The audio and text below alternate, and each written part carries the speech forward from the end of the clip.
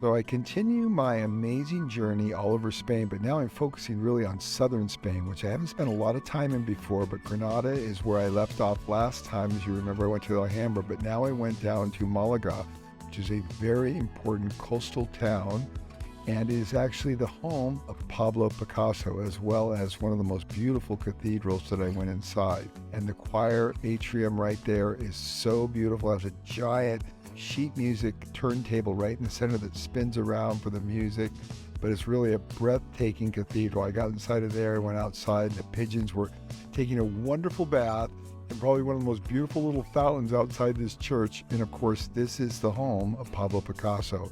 He lived here till the age of 10. He was trained by his father. I went into his home, learned all about him.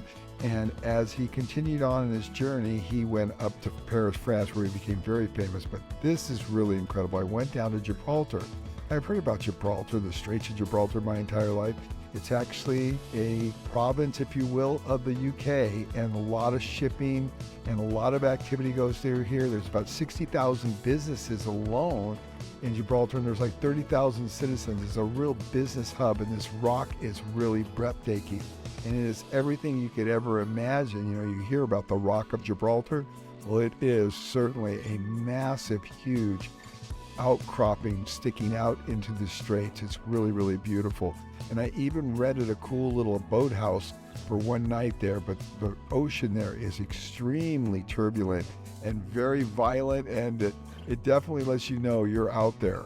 And then from there, I went to Tarifa. Now, Tarifa is a very famous kite surfing place. Before I went to Tarifa, though, I caught a boat from Tarifa over to Tangier, which is in Morocco.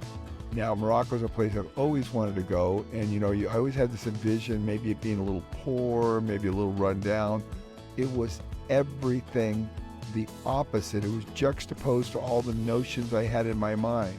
Tangier was a beautiful place, very sophisticated, very well maintained, very clean, fun culture, mostly a Muslim culture. I got a great cup of coffee there, that really one of the best cup of coffees I've had, all made with Arabic beans. It was just really, really good. But it's just a beautiful place that is very interesting. I highly recommend you take the journey. It's only about an hour across the straits there, and you're in Morocco.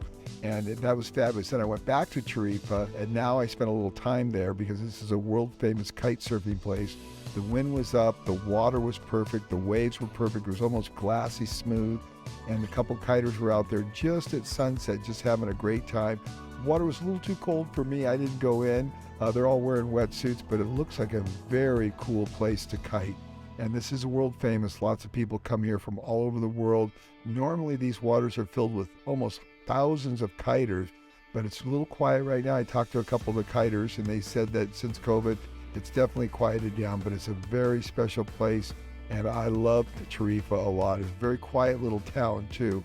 Nice little shops to eat lunch in and eat dinner. I sat on this balcony and looked out over the water where the kiters were as the sun went down, and it was really a special, very magical night. The sun, there's nothing like watching the sun go down, and particularly when it's a little warm and the weather's right and the setting's perfect and you're in a beautiful place. Well, Tarifa didn't disappoint. It was really over the top. I loved every second of it. And after Tarifa, I went to a city called Cadiz, and this is a port city, again, very, very important for the Romans in the Greek period. And they had one of the best seafood markets I've ever seen, very exotic food there, and it was really cool. From there, I went over to Seville. Now, I went to a place called the Plaza of the Espaniel, and this was built for the World's Fair in about 1912, and it was literally one of the most beautiful places I've ever been in my life. It rivaled the Vatican. It was so beautiful and perfectly maintained, and there were tons and tons of people around, and it was just really a wonderful, wonderful feeling. So if you ever go to Seville, I'd highly recommend the Plaza de Espana, I believe is what it's called. And when I went into Costco to get something to eat, I saw them doing all this batch work. I was going, oh my gosh, look at all this batch work. The lady didn't want me to take a photo of it or a video, but I'm telling you, it was crazy how people still do batch work. And from there, I went to some Roman ruins that were just fantastic called Calica. And this is one of the best preserved Roman amphitheaters, and this is where the gladiators actually did their thing. And this is the pit where the animals were and the gladiators would sometimes be, and they would lift them up on conveyor systems to bring them up, and these were some of the plaques that were remaining. It was amazing to walk through this. Now, I've been to the Colosseum, but I really felt like I got to be in a Colosseum up front and personal. And then I walked through the city as well, and there were lots of Roman ruins and beautiful tile work everywhere. It was just fascinating to be there. Now remember, this is over 2,000 years old, and this is a city that's very famous for a lot of the famous Roman emperors were here. Trajan was one of them, and it was just fabulous. Look at all these bird mosaics in someone's living room. And then I went into a little museum they had, and I saw a little presentation of what this city must have looked like a couple thousand years ago. And here are a couple of the key emperors, Trajan being one of them. And I just noticed the detail. Imagine 2,000 years old. Look at this fingernail perfectly carved out. And from there, I decided, well, what the heck? I'm all the way over here. Why not go to Cordoba? And Cordoba is another very famous and important Roman city, this beautiful Roman bridge.